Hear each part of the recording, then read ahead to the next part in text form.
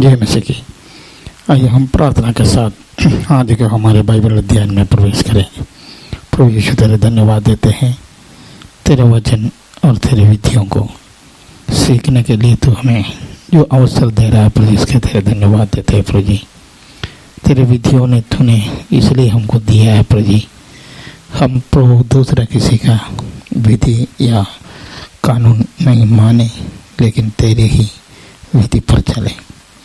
हमें प्रभु बहुत सारे बातों को अज्ञान रहने से प्रभु हम उस गलती को करते हैं। तेरा वचन सीखकर तेरे इच्छा के अनुसार, तेरे विधि के अनुसार चलने के लिए हमें सहायता करना प्रभु। आज एक अध्ययन में पवित्र आत्मा की अगुवाई हम सबको दे, सबके साथ रहे, बात को समझने में सहायता करें। कठिन बातों को प्रभु तेरे लिए है प्रभु, लेकिन खुला हुआ बात हमारे लिए है प्रभु। तेरे वचन के खुले हुए सारे बात को हमें समझने में बुद्धि और ज्ञान दे प्रभु। धन्यवाद देते हैं, आदर में माँ को देते हैं, यीशु के नाम से प्रार्थना मांगते हैं, आमीन। आज हमारी अध्ययन का शीर्षक है मनुष्य का सृष्टि या मनुष्य का जन्म।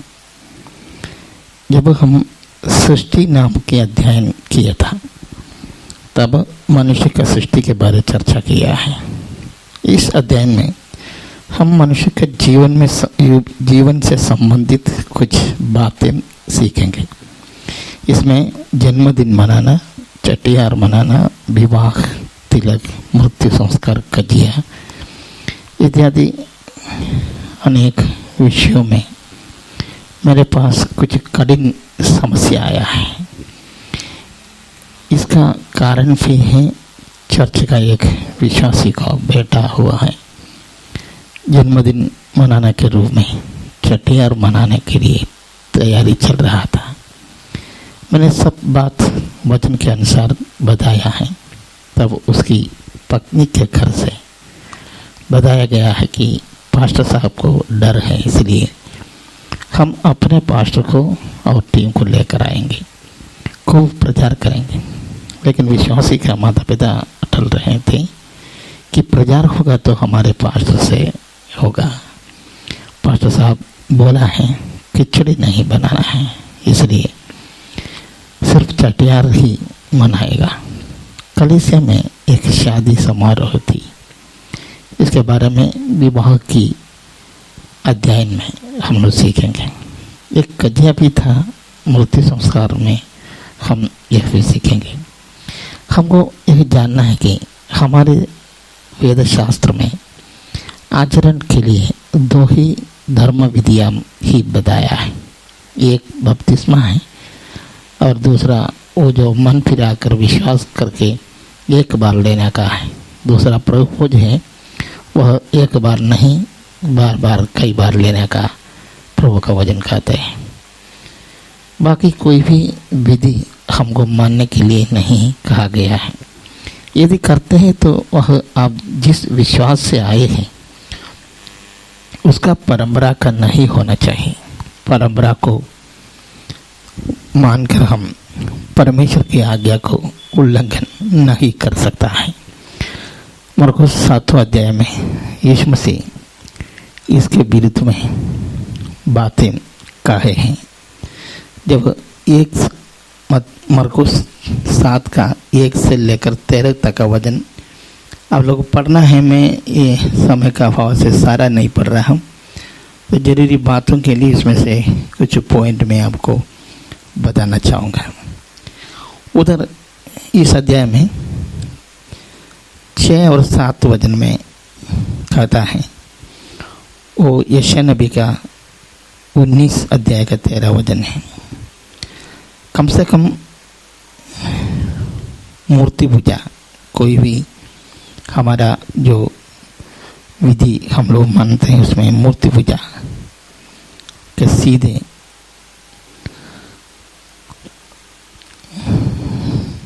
मूर्ति पूजा नहीं होना चाहिए। पहला जो आज्ञा का उल्लंघन है वो ये ध्यान में रखना है। यीशु हम हाथ धोने के बारे में नहीं कहा है। मैं उस वचन को 7 7 और 6 वचन को 6 और 7 वचन को हम लोग पढ़ेंगे। उसने उससे कहा, यशायाह ने तुम कपटियों के विषय में बहुत ठीक भविष्यवाणी की है। जैसे लिखा है, ये लोग होठों से तो मेरा आदर करते हैं, पर उनका मन मुझसे दूर रहता है। ये व्यर्थ मेरी उपासना करते हैं, क्योंकि मनुष्यों की आज्ञाओं को धर्मोपदेश करके सिखाते हैं। इधर यीशु मसीह उसका 10 अध्याय में उसका गंभीरता को समझाने के लिए बोलते हैं। इस संदर्भ आपको आप जानते हैं, जो 5 वचन में लिखा है। उन फरीसियों और शास्त्रियों ने उसे पूछा, तेरे चेले क्यों पूर्वजों की परंपराओं पर नहीं चलते और बिना धोए हाथों से रोटी खाते हैं? इस प्रश्न के उत्तर में यीशु मसीह ने बोला है। इधर यीशु मसीह इस बात को जो बोलते हैं वो हाथ धोकर ना खाने के लिए नहीं बोल रहा है, या हाथ धोकर खाना खाने का विरुद्ध में नहीं बोल रहा है, बल्कि धार्मिक विधि से शुद्ध किया बिना खाने के बारे में कह रहा है। क्योंकि जब 10वीं अध्याय 10वीं वचन हम लोग पढ़ते हैं तब इसका गंभीरता हम देखते हैं। क्योंकि तुमने कहा है, अपने पिता व माता का आदर कर, और जो कोई पिता व माता का बुरा कहे वह अवश्य मार डाला जाए। ये निर्गमन का 20 का 12 है और 21 का 17 वचन है। इसका कैसे परंपरा में बदला है वो 11 वचन में कहते हैं।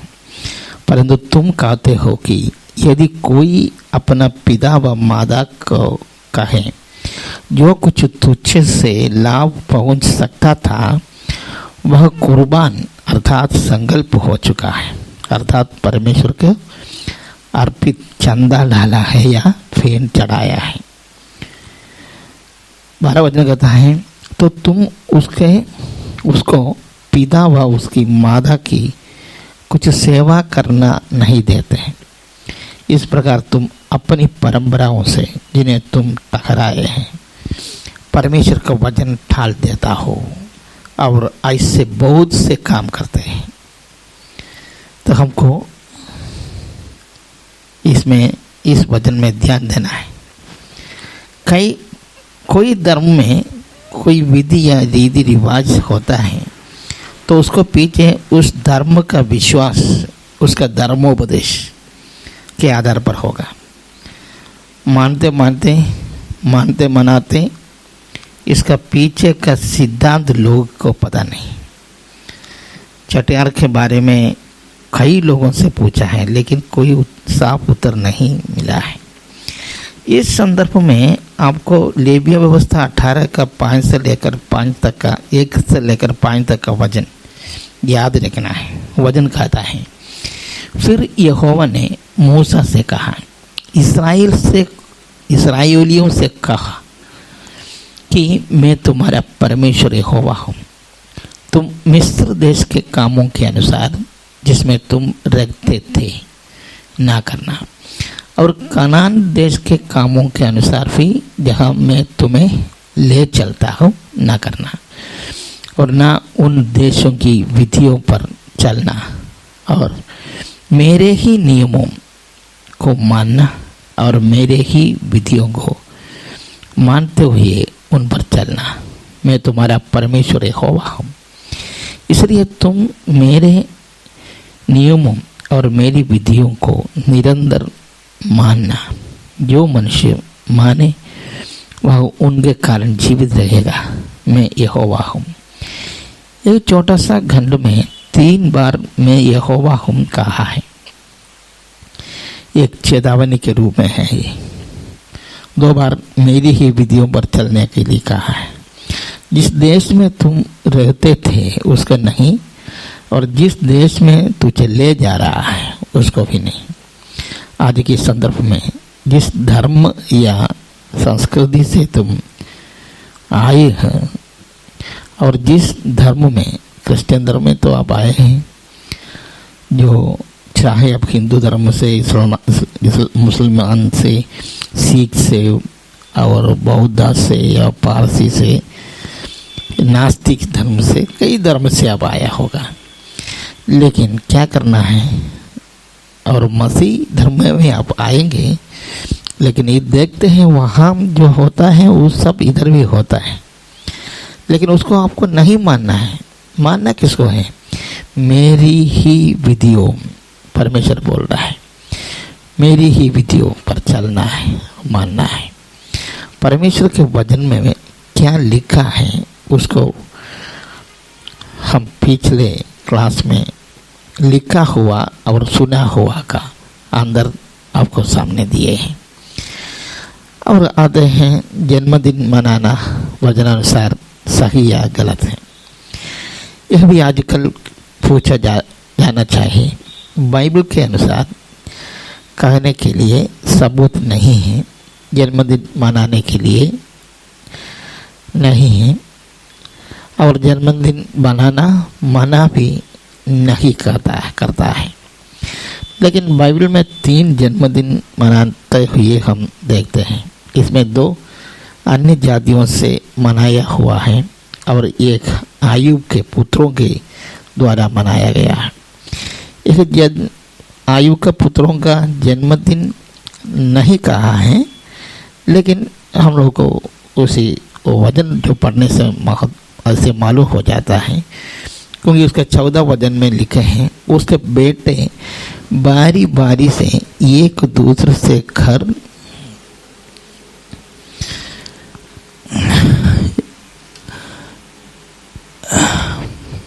बुलाया जाता था और लोग खाना पीना खाते हैं। और वचन में लिखा है इस आयोजन में क्या होता था इसको आयु को कोई पता नहीं था। इसलिए 5 वचन में वो कहता है, कदाचित मेरे लड़कों पाप करके परमेश्वर को छोड़ दिया, तो ऐसा सोचकर उसने होम बलि चढ़ाते थे। तो पहला हम लोग जन्मदिन मनाते हुए देखते हैं फिरौन है। उत्पत्ति 40:20 में है और एक मत्ती 14:6 में है और मरकुस 6:21 में भी यही बात लिखा है। ये हेरोदास है। तीसरा पहले जो मैंने बोला है आयुब है, आयुब नहीं, आयुब का पुत्रों ने। तीनों का अंत में एक बड़ा दुखद घटनाएं घटित हुई है। इसलिए जन्मदिन को मनाना मना करने वाला इसको सबक सीखने के लिए कहता है। फिरौन और हेरोदस अन्य जातियों में से थे, लेकिन आयुब ऐसा नहीं था। सारे हम लोग पढ़े हैं, क्या है ये आयुब के बारे में हम लोग सब जानते हैं। परमेश्वर इतना अच्छा सर्टिफिकेट दिया हुआ दूसरा आदमी नहीं है। जो जन्मदिन मनाने का पक्ष के लोग कहते हैं जन्मदिन मनाने से ऐसा हुआ है, नहीं लिखा है ऐसा जन्मदिन मनाने से हुआ है। दूसरे कारण भी होते हैं इस घटनाओं के पीछे। इसलिए जो संदर्भ जन्मदिन मनाना मना करने के लिए इस्तेमाल नहीं किया जाए। जो बाइबल में जन्मदिन मनाने का विवरण और आज का मनाने का बहुत अंदर है। कुछ लोगों का तर्क ये है कि परमेश्वर का कोई भक्त, चाहे पुरुष हो या स्त्री, जन्मदिन मनाया करके बाइबल में सबूत नहीं है।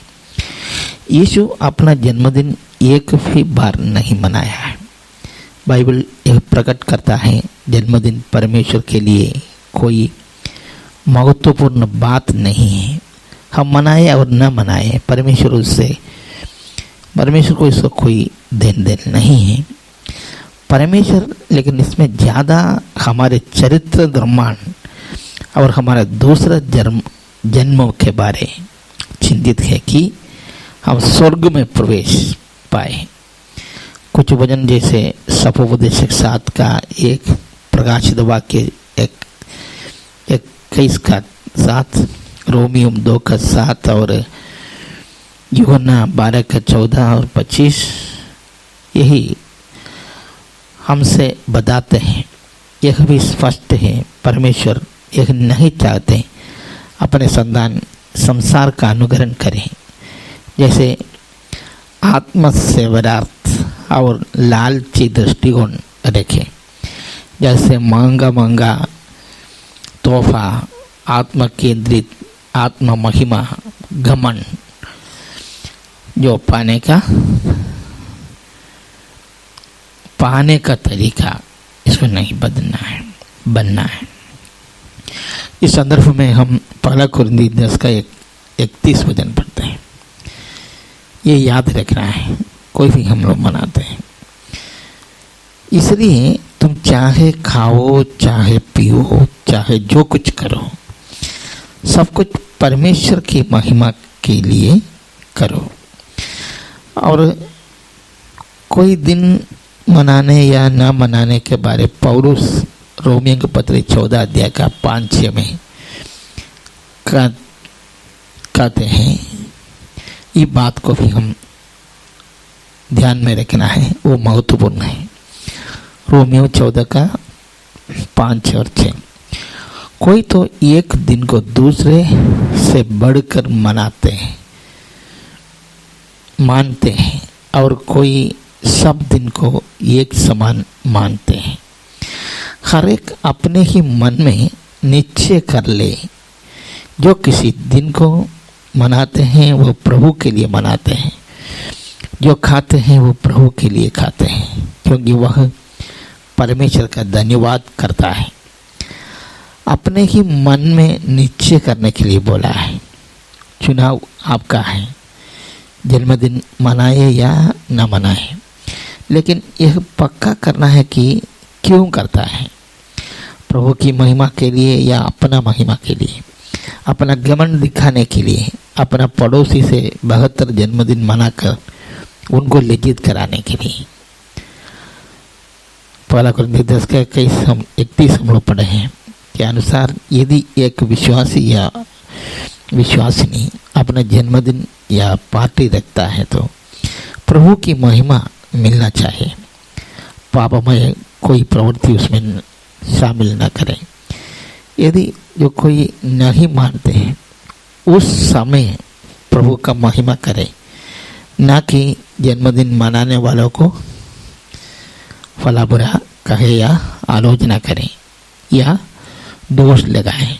जो विश्वासी जन्मदिन मनाए उसे स्पष्ट विवेक के लिए प्रयास करना चाहिए कि वह अपने प्रभु में जो भाई बहनों से प्रेम रखे।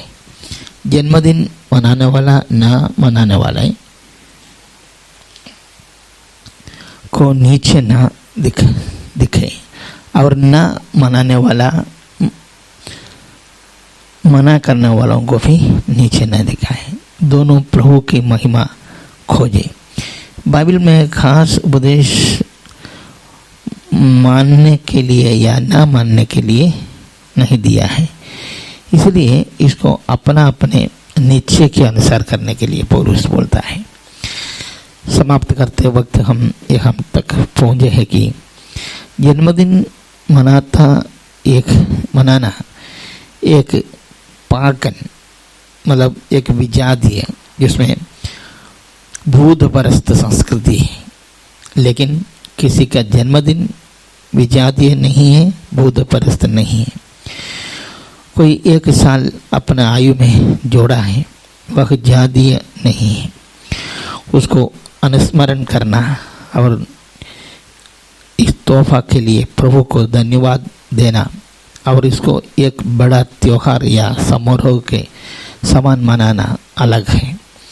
उसी प्रकार में इनाम या गिफ्ट देना भी भूत परस्त प्रगति है। जीवन में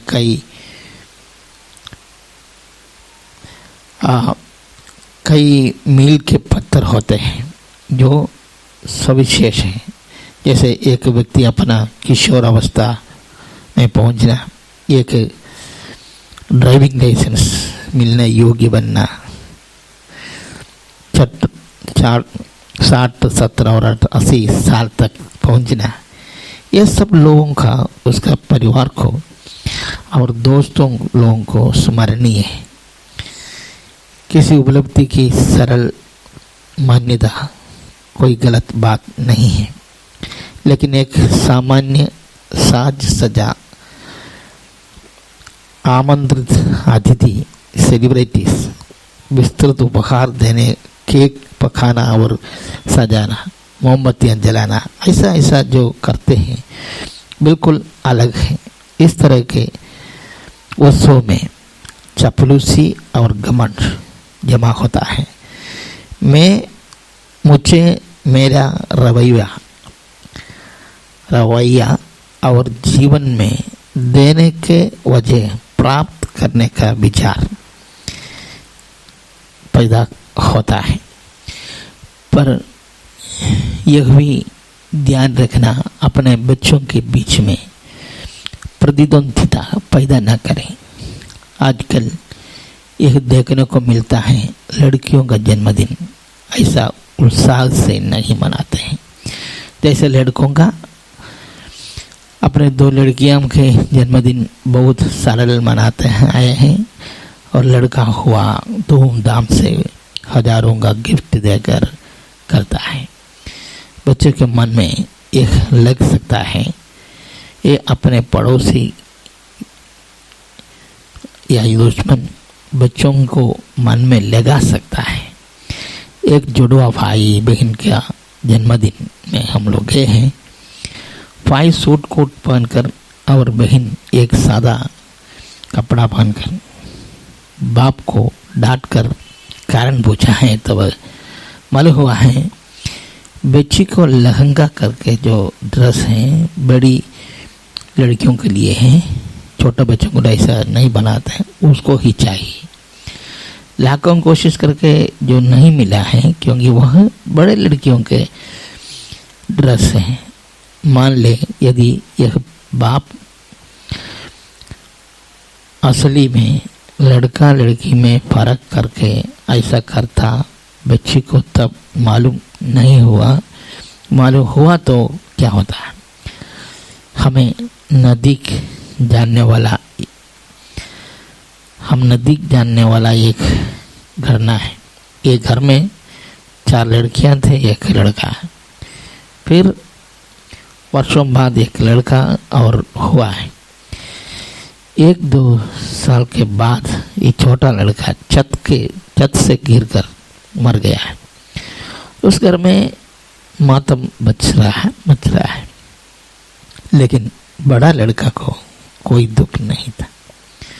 मालूम हुआ है ये छोटा लड़का के जन्म के बाद सारे ध्यान उस पर जाता है, तो ये निराशा में था। बच्चा अपने गिफ्ट और भाई बहनों का गिफ्ट तोड़कर देखता है, इसलिए मानते वक्त इस सब का ध्यान रखना चाहिए।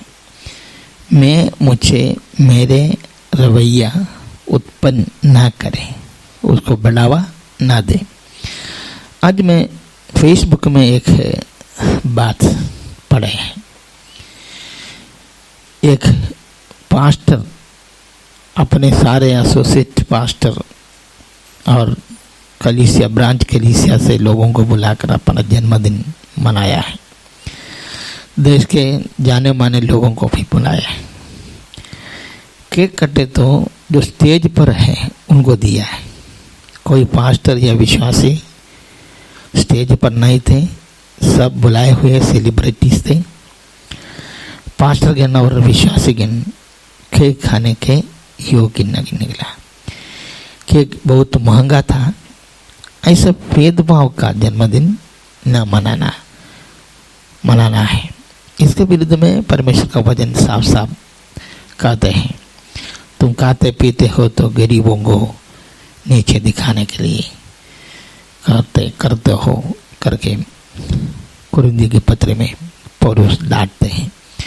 तो ये सारे बात को हम लोग को ध्यान रखना चाहिए। हम ही बताते हैं, बाइबल मना नहीं करते हैं, करने के लिए भी नहीं बोलते हैं, लेकिन जो करे तो बाइबल का जो मूलभूत सिद्धांत है उसके विपरीत में नहीं होना चाहिए।